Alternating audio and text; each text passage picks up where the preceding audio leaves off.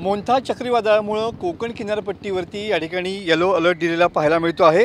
अरबी समुद्रात देखील कमी दाबाचा पट्टा या ठिकाणी निर्माण झालेला पाहायला मिळतोय आणि त्यामुळे सध्या प्रशासन जे आहे ते अलर्ट मोडवरती गेलेलं पाहायला मिळतंय। अरबी समुद्रात देखील असणाऱ्या कमी दाबाच्या पट्ट्यामुळे या ठिकाणी समुद्र देखील खवळलेला असणार आहे। तर सलग जिल्ह्यात चौथ्या दिवशी पावसाची बरसात या ठिकाणी दुपारनंतर होताना पाहायला मिळते। मेघगर्जनेसह वादळी वाऱ्यासह जिल्ह्यात अनेक भागात आज देखील जोरदार पावसाची शक्यता हवामान विभागाने वर्तवलेली आहे।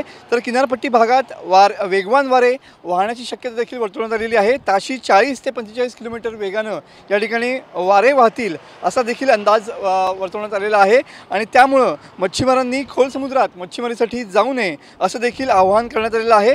तर येलो अलर्टच्या पार्श्वभूमीवरती जिल्हा प्रशासनाकडून या ठिकाणी खबरदारीचं आवाहन या ठिकाणी करण्यात आलेलं आहे। तर सकाळपासूनच किनारपट्टी भागात ढगाळ हवामान असलेलं पाहायला मिळतंय। काल रात्री देखील जिल्ह्यात अनेक ठिकाणी या ठिकाणी जोरदार पावसाच्या सरी या बरसताना पाहायला मिळाल्या।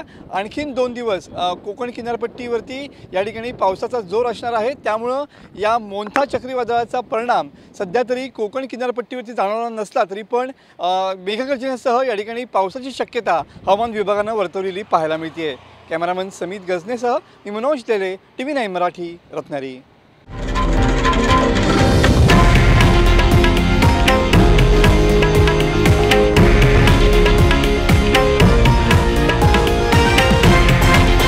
हे आहे देशातील नंबर 1 न्यूज नेटवर्क आणि आपण पाहत आहात TV9 मराठी, एकमेव।